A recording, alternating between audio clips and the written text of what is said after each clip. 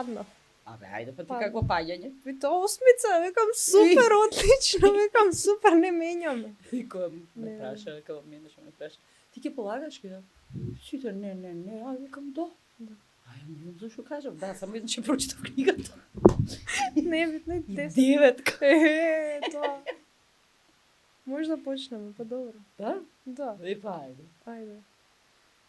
Ти имаш почнато како наставничка?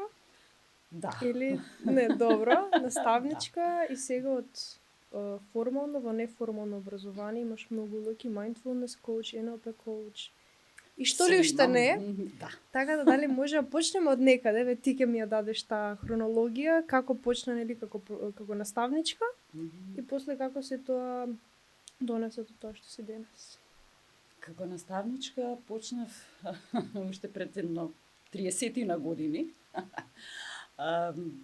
Љубовта кон децата, љубовта кон тинеџерите и како би можела јас да помогнам на родителите беше водечка, што дури кога студирав, буквално мене солзи ми течеа додека учев. Толку што ја сакав професијата, значи тоа е уживање во тоа што го учиш. За потоа да го спроведам тоа во пракса и 21 година бев оделенски наставник. Работев како оделенски наставник, работата многу ја сакав, децата пред се многу ги сакав. Работата со родителите и попатно во текот на тој систем мој и пат во мојата кариера, да речеме, забележував дека родителите и децата многу често се среќаваат со проблеми кои што системот и програмите во формалното образование не ги решаваат. Токму тоа ми беше онака како еден инпут и една иницијална каписла за да направам нешто повеќе. Магистратурата во меѓувреме ја одбранив на тема образовните емисии, турските серии и истражував доста на тоа поле. Чисто да видиме со едукативните програми и образовните програми каде се нашите медиуми. И како магистер на комуникација и медиуми, мислев дека и таму нешто ќе успеам да променам, но поентата беше дека ако промената почне од тебе, ќе почнеш да ги менуваш и средината и луѓето, односно твоето обкружување. Едноставно ќе почне да се менува.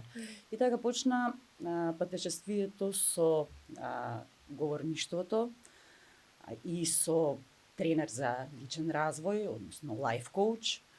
За потоа да дојде NLP, NLP практишенер, мастер, тренер, за потоа веќе во странство да ги завршувам обуките за NLP тренер исклучиво за млади и родители и едукатори, на кои сметам дека има навистина потребна таква обука, затоа што наставниците, професорите и сите што се да речеме во сферата на едукацијата на децата треба првенствено да се разберат себе и да научат како да ја доближат сопствената комуникација заедно со децата за да ги разберат, да го мотивираат да учи детето, да им биде забавно учењето. Денес имав едно девојче со кое учевме песничката ја научивме од 3 строфи, да речеме ја научивме за 3 минути и таа се смееше и ја меморираше безпрекорно. Значи за 3 минути на забавен начин успеа да научи нешто навистина. Може би обемно, може би не, но успеавме да го совладаме. За потоа веќе и mindfulnessот да го испрактикувам и да станам тренер за mindfulness и basic психокоуч на институтот во Берлин. И сега сум во моментов на психосоматика, таму сум. Дел сум од тој институт. Тоа звучи многу преако, особено за мене. Спомена проблеми кај родителите и децата во текот на формалното образование. Кои беа конкретните проблеми, некои примери кои што сигурно и ден денеска ги има? Апсолутно. Значи, во формалното образование и системот, програмата е наменета на интелектуалниот, насочена на интелектуалниот развој на детето. И децата кога поаѓаат во училиште се мери IQ. Меѓутоа, некако емоционалниот коефициент на интелигенција и социјалниот од многуте коефициенти на интелигенцијата некако затајуваат. За да биде комплетна една личност, се потребни да ги има барем овие 3 сегменти на едно навистина добро, ајде да кажам, задоволително ниво. Што се случува? Се случува да деца кои што навистина одлично совладуваат материјал, учат феноменално, постигнуваат врвни резултати, се губат во средината во која што учат. Тука се јавува булингот, тука се јавува задевањето, затоа што не знае детето, единката, да се справи со одредена ситуација од низиното окружување. Затоа што секој доаѓа од различни средини, семејството е примарната средина на развојот на детето, тука настануваат сите наши навики на однесување или образци, тука настануваат сите наши уверувања, односно верувања со кои што ние се движиме во животот. Воспитанието, за потоа, нели тука е само единката. Во средина се среќаваат 30 до 32, две единки. Тоа се 32 различни начини на воспитување. И секој треба да се прилагоди.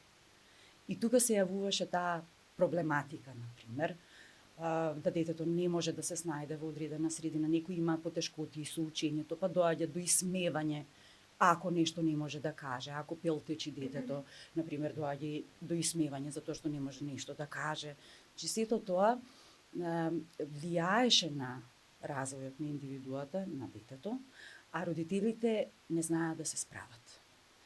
И сето тоа, значи, со индивидуални разговори со родителите на вон наставни, значи надвор од часовите, наставата е таа, мора да ја реализира наставникот програма за тие 40 минути и надвор од тоа не може, оди час за час и некако се занемарува токму тој дел. Иако беше и се уште е, мислам, животни вештини како предмет воведена програма, сметам дека многу, да речам, ретко се работи на тие животни вештини, а не обвинувам никого. Напротив, поддршка сум со самото тоа што го работам се во ова и може да дојдат на тренинзите слободно. Едноставно немаат време, а и самите наставници можеби не знаат доволно како со сето тоа да се справат. Можеби им требаат и дополнителни. Па јас тука сметам дека не е само нели до вас професорите, бидејќи многу е ограничено една енергијата нели на самиот час, вие треба предадете, треба професорите, наставниците да предадат и подоа дополнително да имаат енергија да имаат еден на еден консултации, разговори со родителите, за да може сите тие 32 ученици, а кај се наставниците во средно што имаат над 30 ученици, и тоа е една каша попари. Сега кога би споредувале, не знам, Македонија со Шведска или со некоја друга земја, мислам дека само енергијата би ја црпеле додека тоа не се стави во стратегија, во национална или државна стратегија која што понатака навистина би била имплементирана. Напразно ќе зборуваме. И сега доаѓаме до НЛП. Секогаш кога зборувам за НЛП, кај мене сите се што е тоа НЛП. Сега што е тоа НЛП? Што е тоа НЛП? НЛП е скратеница, во суштина акроним од невролингвистичко програмирање.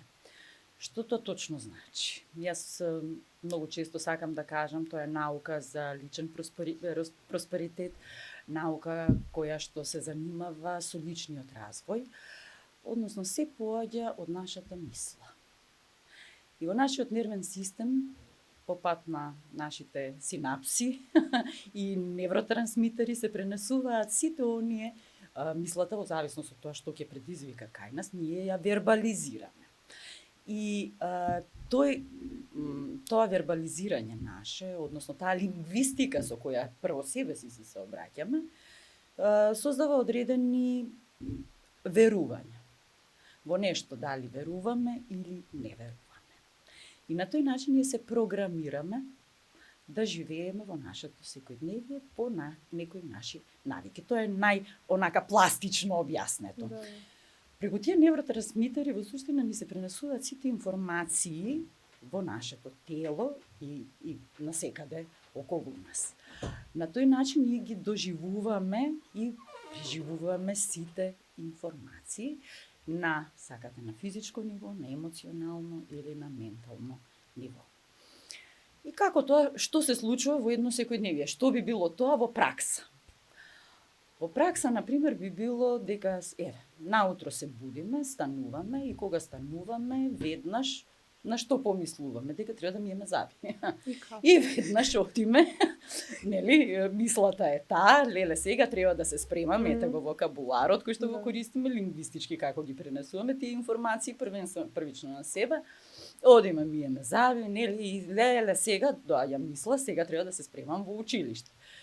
Значи, тука е вордингот, вокабуларот наш, лингвистички си се обраќаме и сега, ако ви се часовите, да речеме, некои што ги сакате, што ви се окей, а супер, денес добро ќе си поминам, значи мисла, збор, и одиме на, јас сум во добра состојба. И така си се програмирам за денот. Ако имам тест, се носам во една состојба, нели, си вршат работа преносителите на нашите информации во нашето тело, нашите емоции, не сум добро, се стресирам, што ви рекле вие младите, и одам под стрес на тест. Тоа ни се случува и, да речеме, кога децата добиваат тест уште од најмала возраст, уме тоа да представува стрес за нив. Како? Така што прво родителите се тие што се стресуваат за тестот, затоа што си носиме верувања и навики од нашето детство. Дека секој тест ни представувал стрес, затоа што треба да не оценат, треба да го оценат нашето знаење, нели? И родителот прво го подготвува детето во стрес дека мора да знае за тестот, детето си го превзема образецот и верува дека тестот е стресен. И на тој начин, значи, родителот што му збора, ајде учи, еве лингвистиката, мора да знаеш и така натаму, детето си се програмира едноставно дека при секој стрес му се јавува аларм. Знаете како на Маслов кај кучето експериментот, што е при звоното па се лачи плунка и тука, тоа е тригер, значи си се јавува лоп стрес дека правам тест. И детето кога ќе му кажете имаме тест, истина, реагира. И тоа е во суштина невролингвистичкото програмирање, затоа што тоа е една методологија која што се во ова го има проучувано. И тоа е методологија која што се занимава првенствено со начинот на комуникација, затоа што ние поаѓаме од мислата, па потоа си комуницираме самите со себе. Знаеме да се осудуваме, да се критикуваме или да се фалиме за некој работа.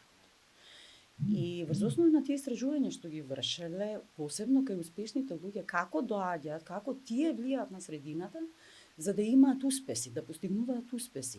Кој е нивниот ментален склоп? Што тие мислат, што тие на себе си зборуваат, како ги менуваат навиките во нивна корист. Значи, навиките едноставно да им служат, да бидат во нивна служба, условно кажано, за да постигнуваат врвни резултати.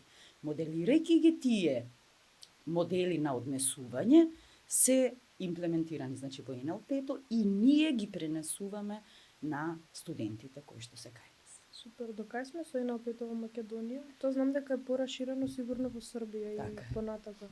Ама до кај сме ние тука во споредба со не само со Србија, општо со Балканот, со светот? Дали е таму поразвиено или е, бидејќи за НЛП скоро многу малку знаат. Се повеќе го разоткриват, меѓутоа се уште мал дел на луѓе знаат за него. Така, НЛП го користат најчесто во бизнисот и кај нас има, значи, НЛП центри кои што се занимаваат со бизнис психологија, има, значи, НЛП онака само стрейт, што ви рекле, чисто НЛП на класично, каде што се изучува комуникацијата, што е на основата на НЛП-то. НЛП за млади, тука сум единствена јас која што го имам, барем сега за сега донесено, зборувам единствена, неблагодарно е можеби да кажам, но сертифицирана и лиценцирана од Србија. Значи во Србија навистина се практикува сето тоа, тие 10 години работат НЛП за млади центарот што е.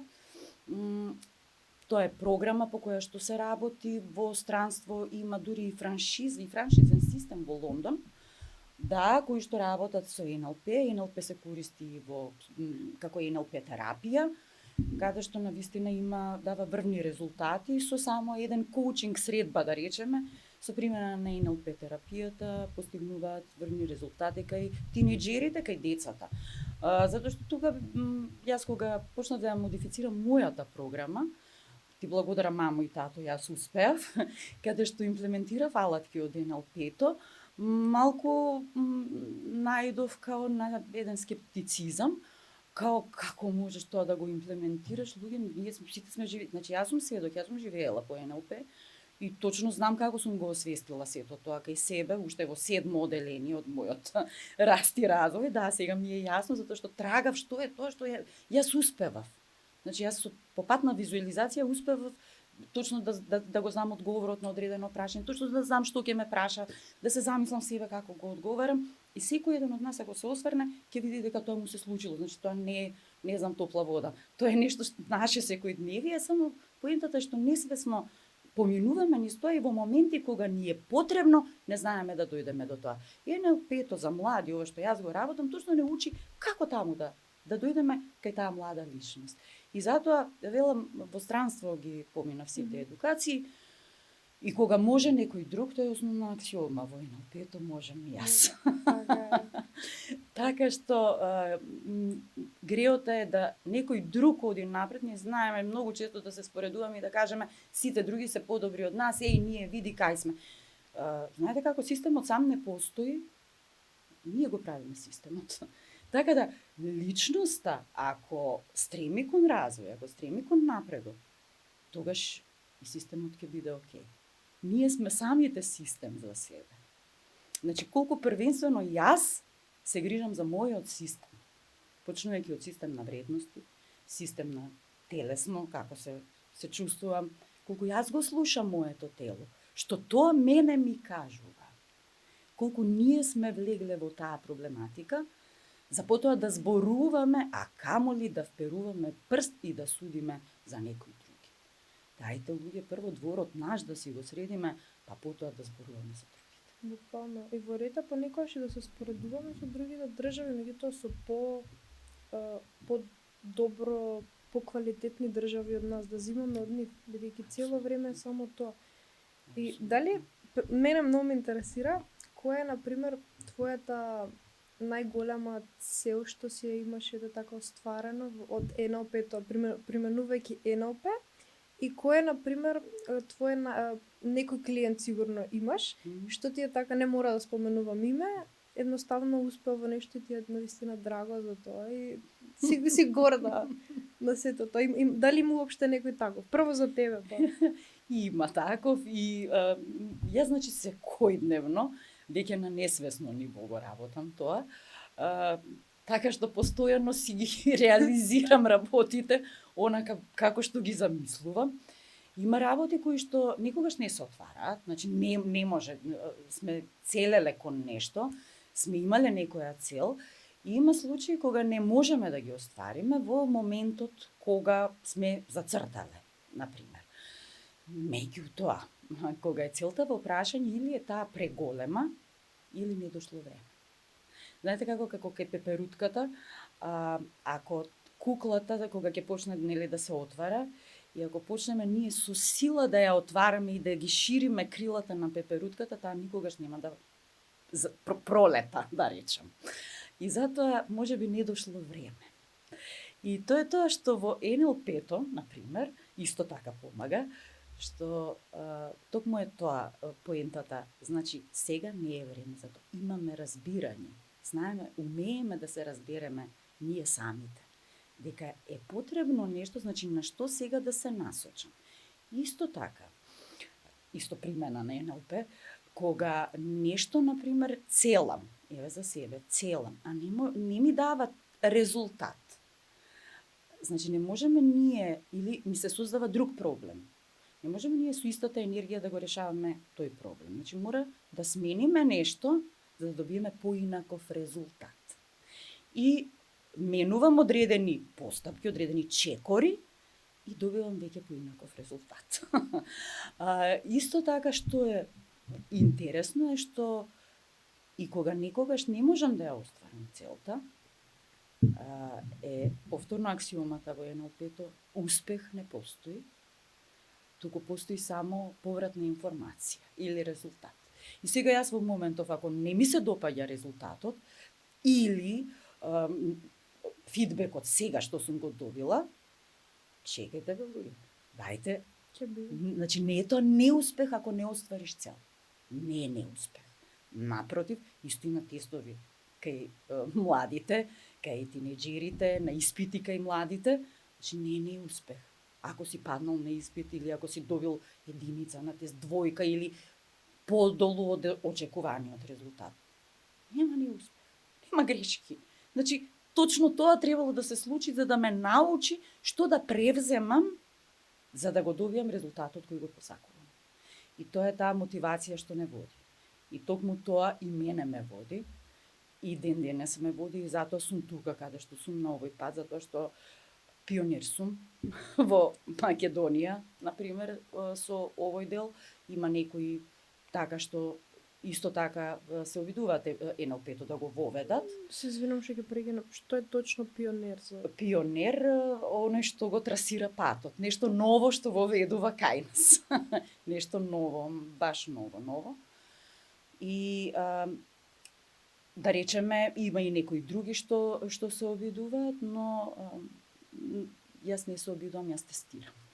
Затоа што обидот може да да биде подлежен и на нешто да не превземеш и да не направиш, и ќе имаш изговор дека и па јас пробав, ама ништо. Не, јас само тестирам, истражувам, за да дојдам до мојата, да остварам мојата мисија. Чекор по Инаку чекор. целите, чекор по чекор или што ви рекле едно по едно. Чекор по чекор, како мисловен образец, еве, практично. Ајде. Чекор по чекор, како една лингвистика, ни пренесува информации дека кога чекориш чекор по чекор, носиш тежина со тебе. А кога одиме едно по едно, јас си остварувам, Леле, тогаш е веќе нешто полесно. Супер. Јас само го користам овие денови, само чекор по чекор, ама еве сега едно по едно. Толку и се готово. остварува. Јасно. Ете практична Да. примена и оно што целите ги остваруваат моите студенти се огромни, мислам многу бројни се целите што ги оствариле досега. Посебно оние студенти кои што почнале и од помала возраст, сега веќе и завршиле и средно, и некои се и матуранти, некои се на факултет, ги оствариле своите цели, ги оствариле своите соништа, некои тежнеат уште кон нив, односно целат поточно. И тоа ме радува што се наоѓаат самите во тој процес, што постојано, верувајте, значи баш онака се исполнети, тоа е многу важно, да во одреден период кога чувствувале празнина, точно знаеле што во тој момент од празнината да излечат за да ја постигнат, да посегнат по целта која што сакале да ја постигнат. Тука си моите ќерки кои што и еве третата е на патот, една од тие за кои зборуваме и таа. А другите две веќе си се реализирани во нивната кариера, па и во нивниот љубовен живот, што ме радува, и буквално во сегментот на семејството, дома како ќерки, да не речем, и како личности кои што се реализираат на секое поле. Супер. Прво дома и после понатака. Тоа многу ми се допаѓа. Апсолутно. Пример, дали кога почнуваат студентите, веројатно помлади, дали родителите се тие кои што прво ги запишуваат или повеќе од детска иницијатива или од младите? Кој иницира тука и исто под прашање тоа е дали родителот работи паралелно со детето и дали понекогаш има некоја одбивност од родителите, пошто мислам претпоставувам дека има, ама ете која е таа одбивност што даваат родителите и како се справуваш со неа? Мапата не е територија. Едно од основните аксиоми во НЛП-то, односно секој има своја мапа, свој мајндсет, свои уверувања и јас го почитувам сето тоа. Тука е комуникацијскиот дел каде што го хендламе сето тоа за да можеме да го надминеме. Се е во умешноста, да. Почетокот можеби децата, додека се деца, тие реално имаат проблем. Имаат проблем во комуникација. Кога не можеме да се изразиме, ние не можеме да ги материализираме нештата кои што се случуваат во нас. И многу често се случува кај децата да се создаде и викање, и кај тинеџерите, на пример, бунтовно однесување ние гледаме само и родителот гледа дека тинеџерот не прифаќа одредени работи и се бунтува поради тоа. И никогаш не навлегува во проблематиката и ќе препише се на пубертетот или тоа му се годините. Значи, тоа е пикање на работите под тепих, само работата е кога ќе излезат на виделина. Оно што е потребно е да се разговара. Има иницијатива некогаш од родителите кои што навистина гледаат дека има некаков проблем, некои велат предизвик и многу е експлоатиран тој термин предизвик. Предизвик е предизвик, проблем е проблем, да не се лажеме. Значи си има разлика помеѓу предизвик и проблем. И кога ќе види, кога ќе забележи родителот, знае родителот сам да побара помош. Си имаме ни индивидуална средба, имаме консултација, каде што разговараме за сето тоа и почнува детето веќе кај нас, доколку е мало, доколку е тинеџер, може да пројави и детето отпор затоа што родителот пројавил иницијатива. И сега тинеџерите најчесто нели се бунтовни, се спротивставуваат и може првенствено да изреагираат на начин бидејќи не сме разбрани што е, не сум разбрана, кај НЛП е нешто вау, ворете се со мене што барам да одам на психолог. Јас психолог не сум. Значи јас сум само педагог, применета психологија, психокоуч сум, значи кој што на практичен начин ги изведува, практичар сум едноставно, практично се справуваме со сето оно што ни е тука кај нас. И сега, од типот, па јас сум се во ред, што барам таму да одам и така натаму, има такви, значи има некои што си доаѓаат супер, а има некои каде што ќе најдат на таков проблем. Зошто? Повторно ќе кажам, затоа што сакаме да се вклопиме во средината во која што живееме. Сакаме да бидеме дел од системот. Се што е надвор од системот не прави неприфатени од средината и не блокира. Иако сите имаме потреба од вакво нешто, ние сите зборуваме за тоа што ќе кажат и живееме за тоа што ќе кажат другите. Кому му е битно што ќе кажат другите? Дали тој соседот или тој што е денес, а утре можеби нема да биде, ќе ми донесе мене добро да се согласувам со детето? Ќе ми донесе мене мир, првенствено сам со себе, или мир на детето и да се справи со одредени проблеми или предизвици на кои што наидува? Мислам, навистина, во тој дел, еве, апелирам до сите да се охрабрат и да направат чекор. Сега, кога ќе го видат, кога ќе почнат да го гледаат бенефитот, кога ќе се охрабрат веќе и ќе дојдат, кога ќе почнат да го гледаат бенефитот од првата средба, што се случува, како менуваме ние навики, првенствено навики на однесување, кои што навики не ни носат добро, туку напротив, ни прават да скршнеме од онаму каде што се движиме, од нашата посакувана цел, од тоа што сме ние. Тогаш веќе, значи, кога ќе го видат сето тоа како бенефит, ќе речат кај бевме ние до сега, или има и такви кои што ќе го поминат, да речеме, целиот тренинг, и на крајот ќе речат, овој дел не го работевме, а види кај него каков сега некој друг повеќе напредувал, како тој напредувал, штета што ние не работевме, и така да ќе се стремат па и тие да работат. Да, а родителите ги вклучувам во целиот процес, затоа што се посебно на помала возраст, затоа што се дел од самиот систем и тие работат заедно со детето. Сега не со тој интензитет, меѓутоа секако се запознаени и пожелно е да применуваат, затоа што кога ќе земете едно стапче, тоа многу лесно ќе го скршите. А ако земеме повеќе стапчиња, тие некако тешко се кршат. Значи, ако само една единка направи промена, таа ќе биде повторно подлежна на средината и ќе се скрши.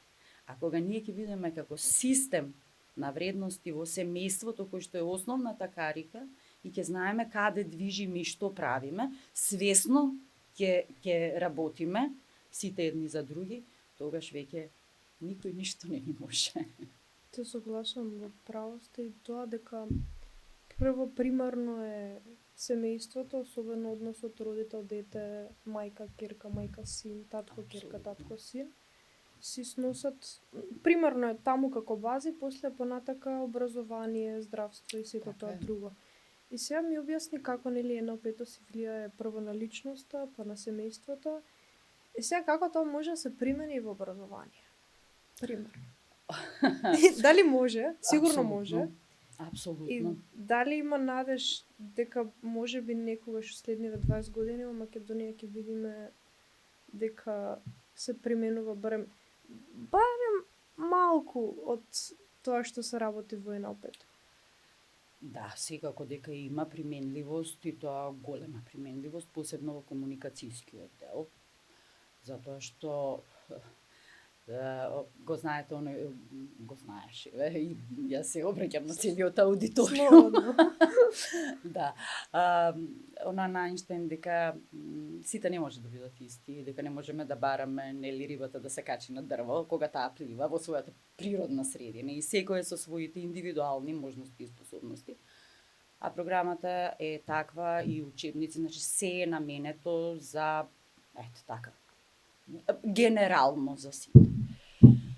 И ако појдеме од тоа дека ние информациите ги примаме со нашите 5 рецептори, 5 сетила, репрезентативниот систем, нашиот вид, слух, аудитивниот дел и кинестетички, допирот, олфакторно и густативно, значи мирис и вкус, тогаш секој од нас има еден од овие доминантни канали како ги прима информациите. Според доминацијата на тоа јас како ги примам информациите, значи според доминацијата на мојот доминантен канал, зборувам на мојот репрезентативен систем, јас најлесно учам. И тоа е основното нешто што во системот може да се имплементира. Како да учим? Значи, секој наставник, секој професор, секој професори на универзитет зборува, би требало да има основно познавање. Според кога ние ќе се видиме, значи ние во НЛП-то, например, имаме и такви вештини да знаеме кој е на соговорникот доминантен канал на прием на информации, за да знам со кој зборови јас првенствено него да му се обратам за да ме разбере. Значи, комуникацијата е да се разбереме. Комуникацијата не е да се казнуваме. Комуникацијата не е него прави ова. Затоа што еве во образованието, уште сме на образованието, прво уште во основно, првично што е, ајде воведуваме правила на однесување во училница. Супер. Ајде, почнуваме. Не фрлај отпадоци, не трчај. Феноменално. Арно, ама, нашиот мозок ја нема таа способност. Јас сега ќе ви кажам, не размислувајте за шарена топка со која се игра во вода на море. Вие не само што, вие плажа ќе направите во вашиот ум. Значи, не. Негација, нашиот мозок не препознава. Затоа што прво мора да го направи тоа, за да знае што му е забрането. И наместо не фрлај отпадок, би било фрлај го отпадокот на одредено место. Фрлај го отпадокот во корпот. Не трчај. Оди полека. Значи, не се туркај. Прво што ќе направи ќе се турне. Не трчај по скали и вели, стопати му кажав, тој и по скали трча. Пат нормално, ма ти му кажуваш да трча. Значи, оди полека, внимателно симнувајте се по скалите. Одете еден позади друг, следете се еден со друг. Тоа се основните правила. Не зборувај додека другиот зборува. И имаш мислам. Значи, ајде да молчиме, за да го слушнеме тој што зборува. Веќе даваме една поинаква порака. Се во ова треба да е едукација на секој наставник. И ова треба да се имплементира уште на педагошкиот факултет. ако мене ме прашате.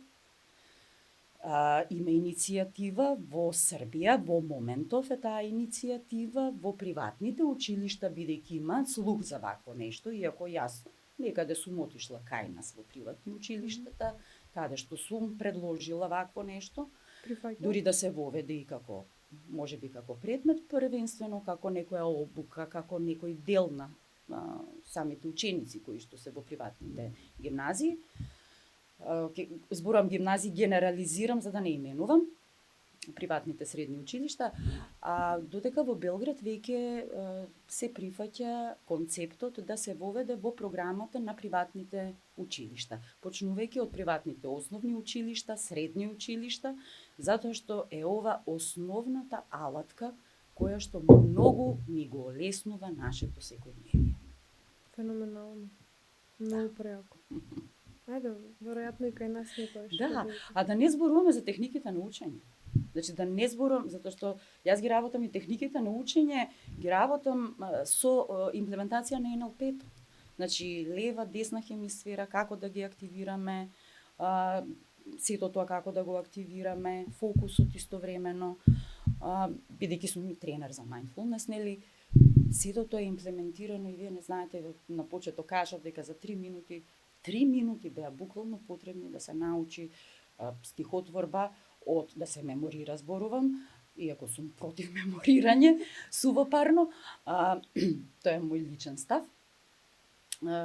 Значи тоа е зададено, ние го поминавме за 3 минути стихотворба од 3 строфи, која имаше по 4 стиха во секоја строфа. И беше беспрекорно научено, и тоа со смеење. Значи тоа беше забавно.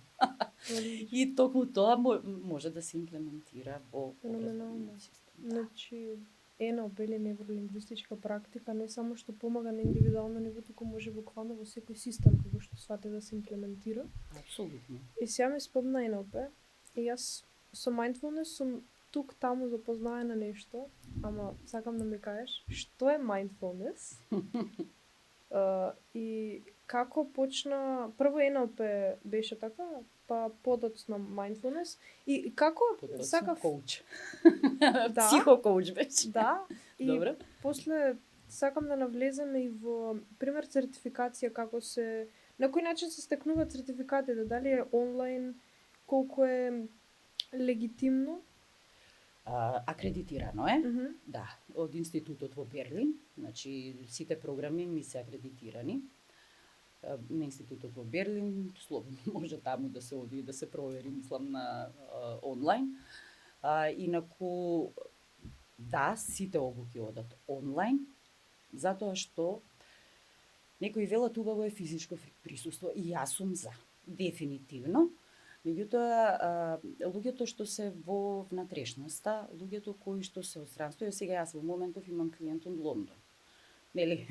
Од каде? Не, на тој начин јас некако ги дискриминирам, така јас го чувствувам, тоа не мора да значи, но јас го чувствувам така дека луѓето од внатрешноста, првенствено кај нас во Македонија се дискриминирани, а имаме и многу иселеници кои што живеат во странство, и навистина им значат вакви обуки. И затоа и нив ги инволвирам во целата моја пракса. Mindfulness е првенствено свесно живење. Затоа што ние што правиме? Тоа е се поврзано со НЛП-то. Значи, во mindfulnessот е и НЛП и коучинг заедно. Ние се вклучуваме на автопилот. Стануваме. И како што ви реков, одиш, миеш заби, се спремаш, чешлаш, шминкаш, нели? Кога веќе сте девојки, жени, си се шминкаш, си се подготвуваш, облечи се и терам, знам, ова ме чека и поред си ги правам јас работите, ама така сум си вклучена на автопилот, што мене ме носи во една удобна зона и мене е скрос окей.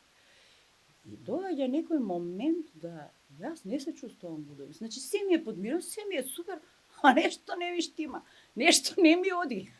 Што е работа? Е автопилотот е работата. Значи, од таа преголема удобност во суштина, ние толку несвесно ги правиме работите, што не се слушаме што ние сакаме. Дали тоа навистина го сакаме? Например, јапонците, кинезите, тие на 5 години менуваат професија. Затоа што се јавува за презаситеност, тоа толку преминува во таква навика, во една рутина, што е тоа толку здодевно, нема напредок личноста.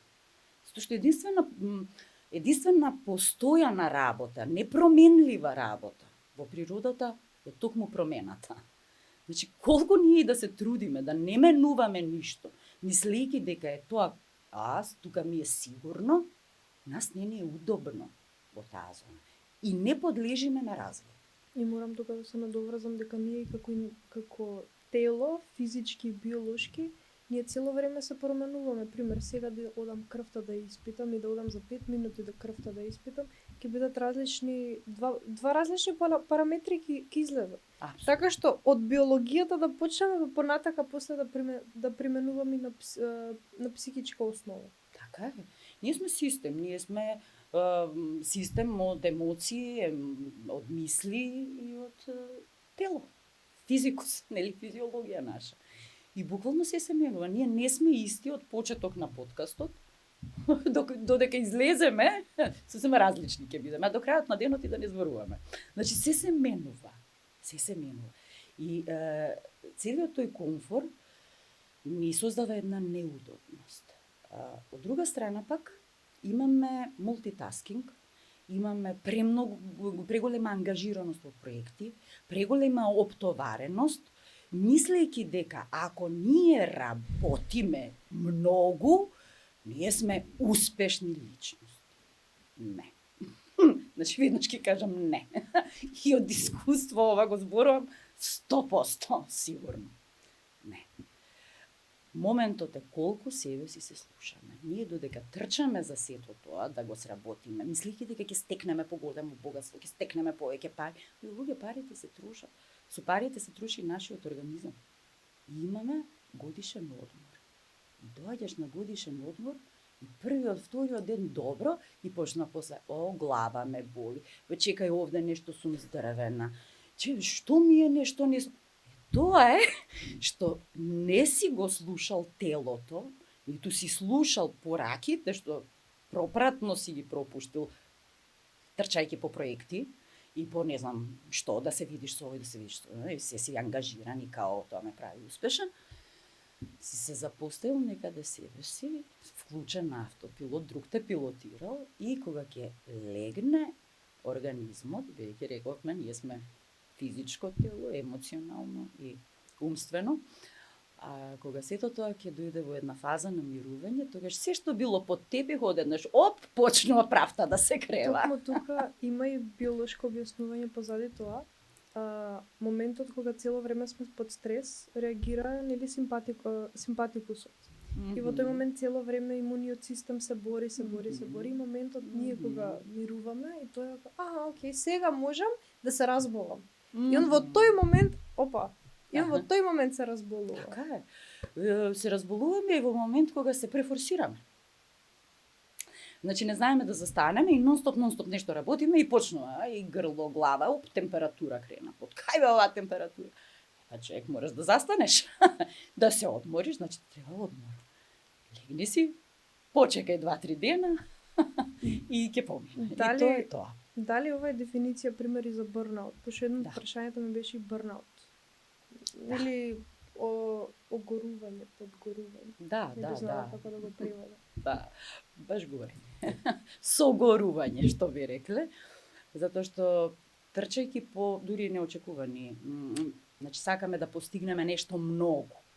Постојано работиме и постојано, значи глава ме боли, ништо не ми е, тоа ќе пројде. Значи продолжувам, имам многу висока цел да постигнам, имам феноменална мисија и правам, мислејќи дека ќе ми донесе феноменален резултат. И одеднаш туп надворешниот фактор на мотивација го нема.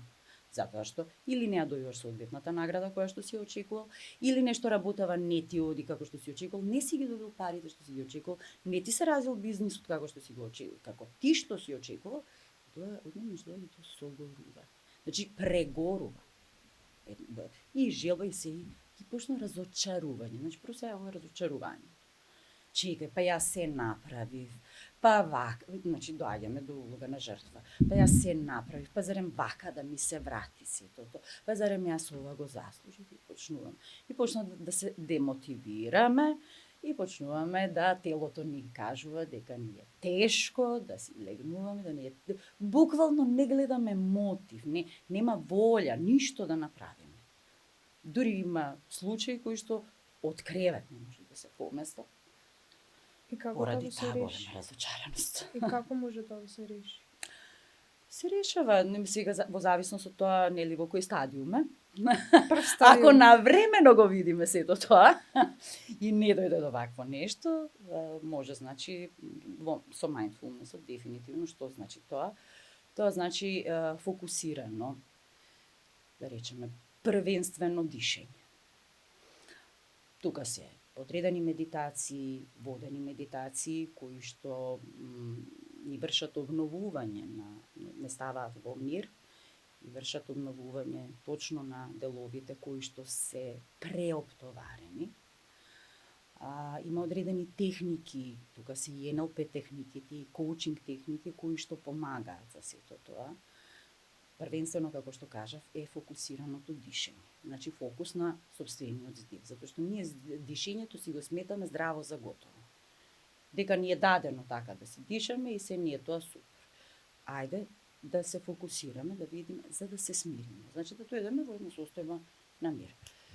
И потоа веќе се работи на одредена проблематика во, да речеме, во менување на мисловните образци. Што е тоа? Кое верување ме донело до тука? Затоа велам се е поврзано и поврзано е со НЛП-то и ги гледаме да ги наблюдуваме работите токму такви какви што се. Без да проценуваме, без да просудуваме, без да лепиме етикета.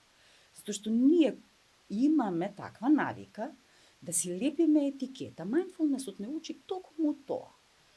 Да ги наблюдуваме работите токму такви какви што се. Значи без процена, без предрасуда, без некоја приказна интерпретација што сме ја слушнале од некого или од сопствено искуство. Например, ова е растение што е тука и толку. И има листови. Толку. Арно ама, што се случува? И како е види како ти тргнало растениево, види па зелени листови пуштил. Знаеш дека ова растение носи пари. И го купуваат за да им носи пари во бизнисот, да им носи пари. Оп, имаме тука. Одам од тука и викам, мене ми требаат пари, чекај да видам јас колку е тоа, може ќе ми донесе. Па уште ако стои во некој ќош, лево, десно, ваму, наму, свртено, не знам какви верувања имаат, луѓето, окей, се е тоа окей, меѓутоа тоа е се интерпретација. А ние така си сакаме, да си интерпретираме. Некого ќе го видам и ќе му залепам етикета. И ќе почнам да си проценувам, да си просудувам по неговиот разговор. И тоа е повторно поврзано со НЛП-то, мапата не е територија од една страна, а од друга страна со mindfulness-от, кога наблюдувам нешто такво какво што е. Пред мене е девојка, која што има смеѓа коса, има кафеави очи, има долга коса, го води подкастов и многу ми е пријатно со неа кога разговарам, тука додадов интерпретација. А додека зборувам само дека е девојче, пред мене со шишки, смеѓа коса и води подкаст толку. Тоа е опис. И кога така ги наблюдуваме работите, ние немаме емоција. А кога јас додадов и баш ми е пријатно, јас веќе ја додадов емоцијата. И нашиот ум многу сака да ги лови тие емоции. Значи дава мисла и емоцијата кога ќе се фати за таа емоција, тука настанува бурата. Дали таа е стрес, нели, предизвикува одредена ситуација кај мене стрес, затоа што искуството со тоа девојче, можеби, или слично на него, можеби мене не ми било пријатно во даден момент. Сега кога ќе видам такво девојче, веднаш, топ, таа е таква, или не ми е убаво кога разговарам со појма немам зошто. Зошто? Затоа што проценуваш. Затоа што просудуваш, затоа што му дозволуваш на твојот ум да носи, да ти нуди лингвистика која што тебе не ти носи добро. Ете, тоа е mindfulness-от, значи да ги наблюдуваме работите токму такви какви што се. Без проценување, без просудување, без носење за клучуци, туку едноставно такво какво што е. Работата, окей, не ми успеа. Не успеа. Некоја работа, посебно кога ќе дојдеме во една мета позиција, кога ќе ги наблюдуваме работите, да не навлегуваме во нив, туку кога на некој најдобар другар што му се случиле, веќе тука наблюдуваме без емоција. И одеднав бе mindfulness и сега психоматика. Психосоматика. Психосоматика. Да. Добро. Да. Психосоматика. Се се надополнува и надоврзува едно на друго. Што е психосоматика? Јас нешто читнав, ама сакам и од тебе објаснување што е психосоматика и како како тоа во пракса изгледа. Се уште сум, нели, таму како студент на психосоматика, тоа е се поврзано, значи и НЛП-то и mindfulness-от е поврзано со психосоматиката, затоа што во mindfulness-от и во НЛП-то ние ги слушаме пораките на нашето тело. Ние знаеме дека ние сме уште еднаш би се повторила ум, тело и емоција. Значи, се што доживуваме физички, на физичко ниво, кога ќе се случи некоја, да речеме главоболка, и некој има постојани главоболки, и ние што правиме? Најчесто посегнуваме по нешто да не смири и супер, ние го лекуваме симптомот. Значи, го лекувам симптомот. Односно, ја лекувам последицата на нешто што ја предизвикало главоболката. Тука се оди на коренот. Што е тоа што ја предизвикало во суштина главоболката? Затоа што ние можеме, нели, да најпрост пример косата, јас ќе ја сецнам, таа пак си расте. Се додека него најдеме ние корено, да го искорениме сето тоа, од каде потекнува. Значи, главоболката ми е симптом. Океј, каква порака има оваа главоболка за мене? Што ми порачува? Што правам јас нешто што ми се јавува оваа главоболка? Што е нешто што постојано повторувам? И треба да тргнеме од тоа дека повторно е НЛП-то, дека секој еден од нас има добра намера. Нели? Затоа велам се испреплетено и само се надоврзува и се надградба едно на друго. И не би била, како да кажам, не би сакала да ги оштетам моите клиенти, да ги оставам со пооскудно знаење и информација, и затоа одам јасна дополнителни едукации како би им овозможили и тие да растат заедно со мене. Ние сите заедно растеме. Значи, што е тоа во суштина? Кога знаеме дека се има добра намера, секој еден од нас има добра намера. Која е добрата намера на главоболката, човече? Како може на главоболката да има добра намера? Блиско до памет, што трескаш глупости. И во еден момент може да се фатиме дека ние сме се пренапнале со нешто, некоја мисла, некој текст, учење или нешто баш сме си удриле форса, што би се рекло. Главоболката е можеби само знак кој се јавува со добра порака дека треба јас малку да си дадам пауза, затоа што во паузата се случува едно феноменално нешто, каде што знаењето, ако учиме, например, знаењето доаѓа до да се склопи некако во мозокот кај нас и да си завземе свое место. Да легне, што би се рекло, да, ти благодарам. И, значи, на тој начин му овозможуваме за понатаму да продолжиме со работата. Значи, чисто аларм еден. Тук што свети и ми кажува. Ако секој од нас има добра намера, тогаш ајде да видиме која е таа добра намера. Дефинитивно исто и лутината и бесот, сите имаат некаква добра намера, укажуваат на нешто. Апсолутно. Па така и симптомите, дали не само на бърнаут, ама и на сите болести. И лутината и бесот, значи сето тоа ни се јавува и ние знаеме да кажеме, многу е лут, и етикетата тука ја лепиме, и реко mindfulness-от, по дефолт, ово е многу срамежлив, ово е многу лут, ово е бесен, ово избувлив е. Тој не е избувлив. Значи, тоа е првото нешто што го учиме во комуникацијата кај родителите со децата. Тоа истото во образованието кај наставниците. Ние лепиме нечие однесување за некого. Тој не е не е бесен, значи тој не е во моментот избувнал поради нешто. Што е тоа што го натерало така да реагира? Значи реакцијата или некое однесување го лепиме директно на личноста и личноста е тоа. И после тука имаме навреди и тука имаме булинг.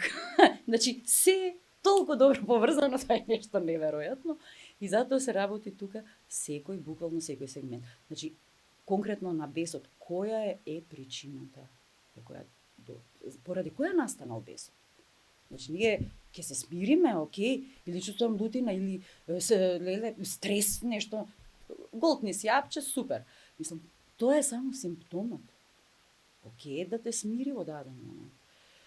Меѓутоа, треба да точно да знаеме што е тоа што го тригерирало, за да се јави таа реакција во одреден момент. Или зошто некој реагира на некого со така силен, баш онака силен ефект, силно реагира. Дали е тоа во зборување, дали е тоа во однесување, непожелно во секој случај. Меѓутоа, можеби не е тоа човекот што тригерирало. Можеби имал некој инцидент некогаш во детството што тоа го асоцирало и го предизвикало таков, не знам, наплив на емоции или на зборови навредливи и така натаму. Огромна улога за овие игри нели самодовербата. Да, апсолутно. И јас секогаш се поставам прашање дали е стекната или вродена. И сега дали е стекната или вродена, бидејќи играат огромни клучни фактори, рековме, родителите, семејството, понатака образованието, социјализацијата на улица, на секаде кај што се наоѓаме. Сега, дали ние се раѓаме со неа или понатака ја стекнуваме? Според мене, на некој начин и двете, бидејќи тука е само активноста на личноста. Што понатака можеби ќе се активирам, но можеби не. Што е твоето мислење на тоа? Многу ме интересува. Јас само ќе поставам прашање како коуч. Ајде. Имавме баш на средбава сега што беше со тие што се едуцираат кај мене, возрастните зборувам, едукаторите, НЛП. Токму ова ги прашав и прашањето, одговорот беше дека самодовербата е стекната. И да, има подвоеност на мислењата, дека е некои дури тврдат дека е стекната. Јас оно што ќе го поставам како прашање, па носите заклучок сами. Дали има поголема самодоверба од таа кога бебето, јас сум проделила на 8 месеци, некој проделе на 10-12. Која е таа самодоверба? Кога тоа 8-месечно бебе, 10-месечно бебе, 12, ќе застане на собствените две ножиња и ќе проводи. Која е таа самодоверба? И на сето тоа, знаете што? Прво поверувал тој што му вели од спротивната страна. Ајде, браво, така е, браво, можеш, родителот. И кога родителот ќе има таа доверба во собственото дете, кога тоа дете ќе стане, веќе момче, девојче, па потоа, значи тинејџер, млад,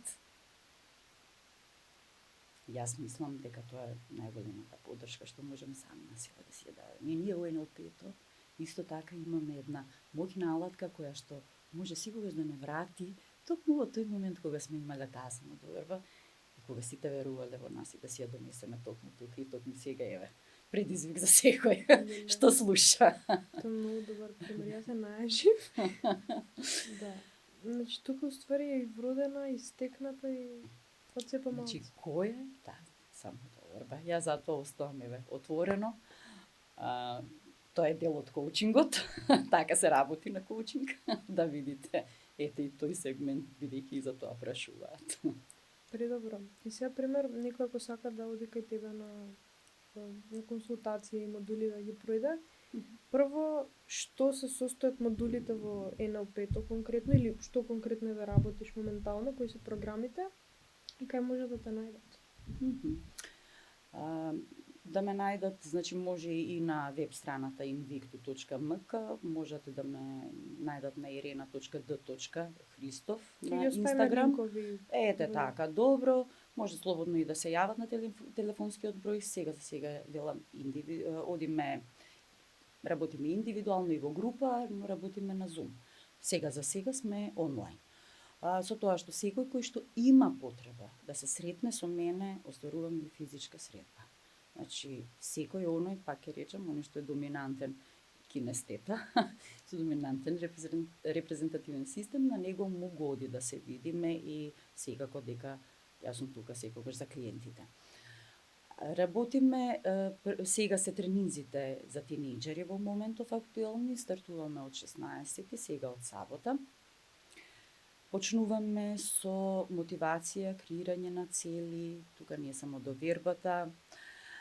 Потоа одиме на техники на суперучење, НЛП и техники на суперучење, умствените мапи, управување со емоции.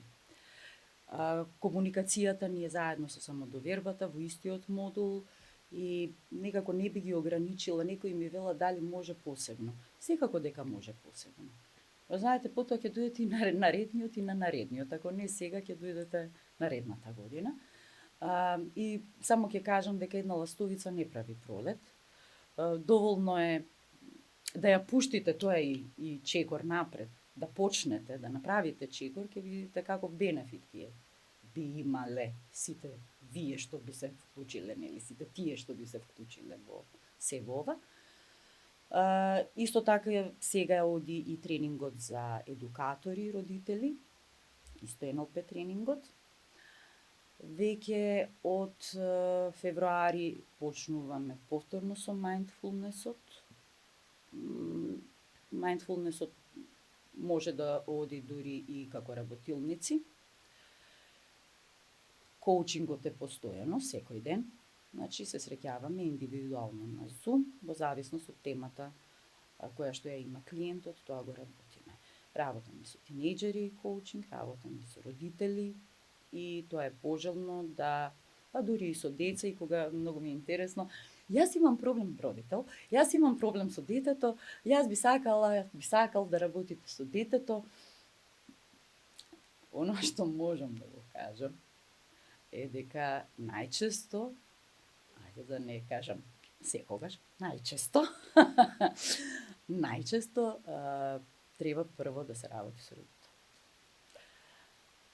И затоа работам и со родител, барем една средба за да видиме кај сме, што сме, како сме, за да можам и со детето или со тинејџерот и младата личност. Смеам да прашам што понатака или тоа ќе биде така? Дали мислам сигурно ќе си продолжите ви да терате вака, ама дали има некои идни планови кои што може да ги откриете или? Има нешто, се подготвува. Значи, освен прирачникот кој што е сега излезен и е нели фри онака да го симнат. Дневникот, поточно за среќата, да. Прирачникот за фокус е тоа, ја што велам, да се дефокусираме од тие негативни мисли со кои што сме бомбардирани, чисто да умееме да научиме да практикуваме, да почнеме да ги забележуваме и убавите работи што ни се случуваат. Веќе понатаму во подготовка се да се спастрат сите тие материјали за дневник на емоции. Ете, тоа ќе биде наредно што ќе излезе, конечно. И поред понатаму сите книги. Едно по едно. Поред, затоа велам едно по едно, да, се ќе биде. И верувам дека допрва се отвараат убавите работи, како за младите, и среќна сум и радосна сум, благодарна сум што можам да работам со оваа млада популација. Многу мина ми велат како можеш баш со нив најтешки се, мене воопшто, јас сакам да ги фатам, не ми теше, што знам, не ги мерам така. Мене ми е задоволство да работам со нив, затоа што го гледате успехот, го гледате ете, јас го гледам лично напредокот и кај родителите, и кај децата, и кај младите, и кај тинеџерите. Ќе кажам, и дури со било какви семејства, во било какви семејства. Иако е, значи, со еднородителско семејство, иако се двајца родители, сум имала случаи и кога се во недоумици околу, нели, бракоразвод и разведени сега веќе, значи, секакви случаи и сето тоа тече со такви успеси на крајот и кога сето тоа ќе го видите, тоа онака баш и јас сум благодарна на сето. Супер. Сега нема да има смисла ако јас не го поставам прашањево, а Мирина, што за тебе има смисла до сега ова што го кажи, може нешто друго па што не кажеш, што не стигна да кажеш текот на овие, не знам, саат време. Ово, секогаш има јас нешто да кажам. Секогаш има јас нешто да кажам. Да порачам, би сакала навистина секој да се живее прво себе, да се сака прво себе, затоа што се поаѓа од нас. Велиме дека многу е важно обкружувањето и нели многу ми науча дури во бизнис делот, тие 5 луѓе кои што те обкружуваат, тоа си ти. Тоа држи вода. Меѓутоа, кој сум јас со сета моја аура што ме обкружува и со се што мене, јас сум обкружен самиот, внатре и надвор. Значи, дајте тоа прво да го средиме. И да се сакаме прво себе, во смисол вистински, за да можеме другите да ги сакаме. Кога човек не умее да се сака на вистински начин и да прави за себе добро, не е во можност да прави и за другите добро, ниту пак да биде соработник како што треба, значи живејте баш онака добро за мене, добро и за луѓето околу мене. Секогаш на почеток и ти ги спомна споредбите, ние единствено прво што го учиме е тоа за мотивација, дека единствен човек со кого треба да се споредуваме, единствено дете, тинеџер, што да е, родител, единствен со кого треба да се споредувам сум самиот јас. Денес да сум подобар од вчера, да сум подобра од вчера, утре да сум подобра од денес и тоа е тоа што мене ме води. Затоа што сето останато ми го попречува патот. Секогаш да имам добра комуникација прво сама со себе, сам со себе, за да имам добра комуникација со другите, да ги разберам другите. А за да ги разберам другите, треба да се разберам прво себе и се поаѓа од нас. И затоа би порачала само, да се сакате себе си и да ги сакате луѓето кои што ве сакаат вас. Супер, многу баво, има смисла. Фала ти премногу, Ирина, на разговорот. Ја би седела овдека и би правела муабет разговор уште 100 сати. И може следна епизода да направиме пак и нешто поконкретно на темиве, да разработиме уште посуштински и може да доближиме нека практика и наопрепа. Со задоволство. Некој да се мотивира од тоа. Важи. Тоа. Ти благодарам многу, Ангела. Задоволство ми беше, ужива во сето ова. Со задоволство би одговарала и на било која тема, слободно, може и месечно по една да правиме.